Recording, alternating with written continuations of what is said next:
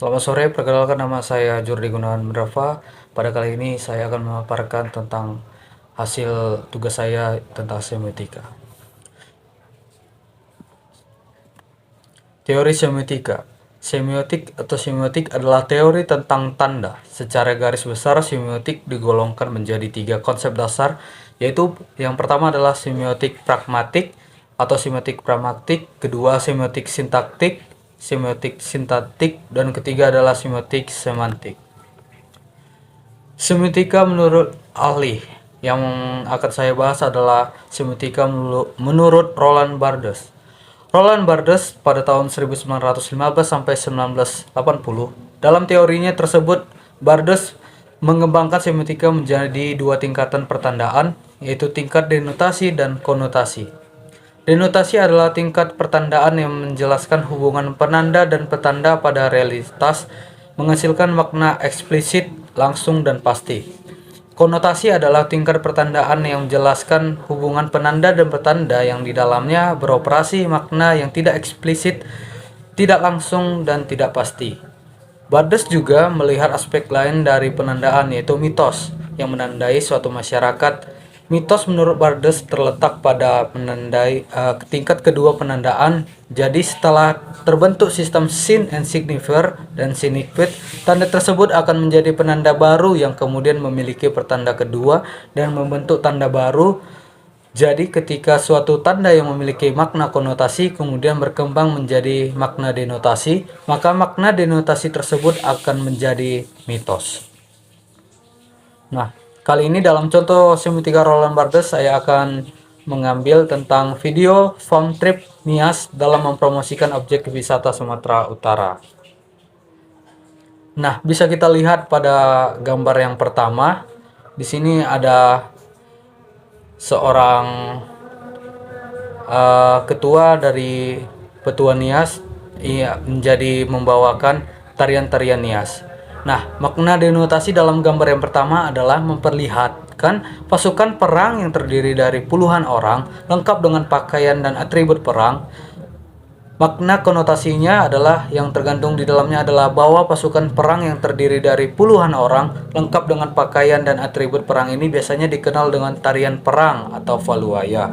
Penarinya lebih dari 20, bahkan sampai 200 orang laki-laki, layaknya seperti serdadu lengkap dengan perisai dan tombak. Perang, mendau, dengan berbagai pelindung tubuh baik leher maupun di pinggang serta di dada. Tarian ini dipimpin oleh seorang panglima sebagai komando untuk membentuk formasi berjajar panjang yang terdiri dari 4 jajar. Posisi komando berada di depan menghadap ke arah penari. Tarian kemudian dimulai dengan gerakan kaki maju mundur sambil dihentakkan ke tanah dan meneriakkan kata-kata pembangkit semangat.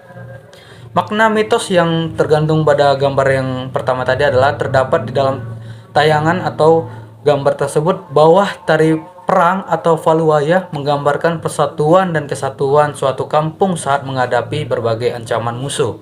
Makna gerakan ini adalah kesiapan pasukan untuk maju ke medan perang dengan penuh semangat kepahlawanan.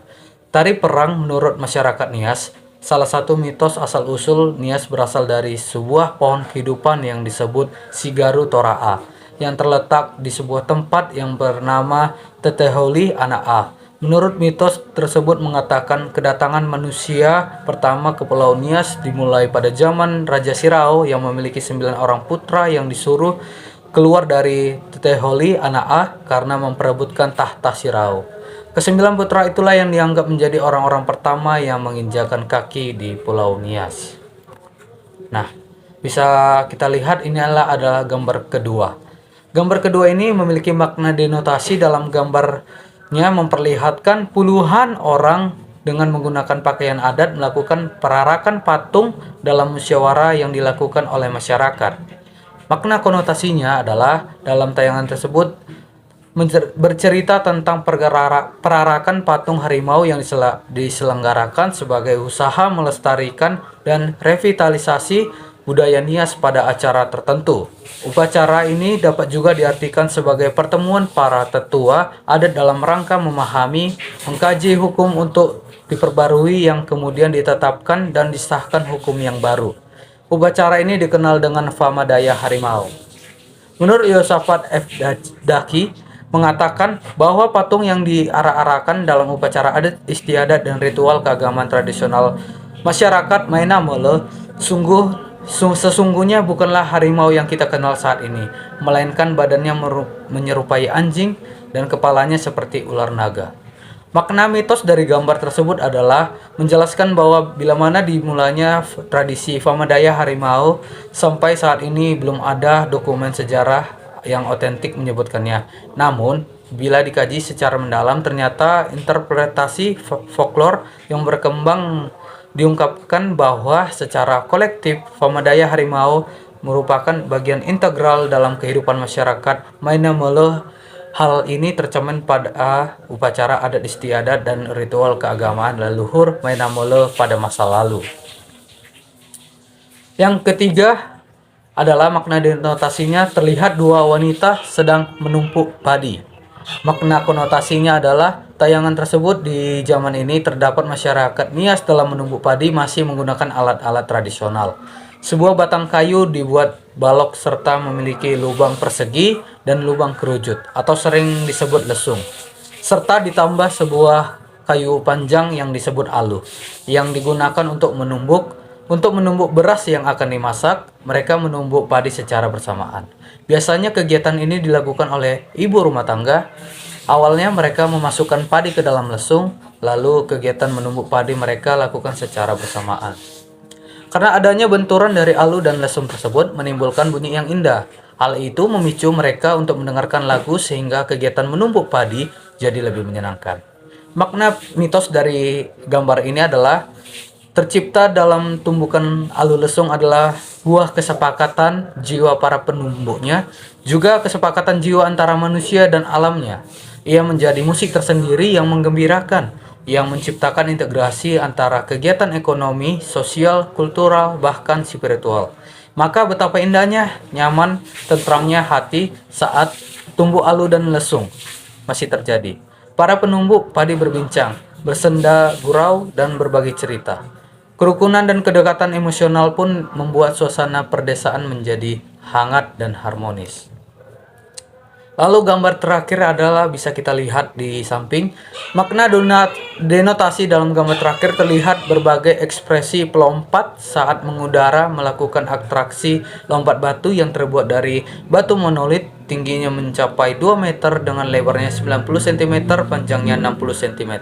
Ada undukan batu kecil setinggi 60 cm berfungsi sebagai landasan atau pijakan sebelum melakukan lompatan.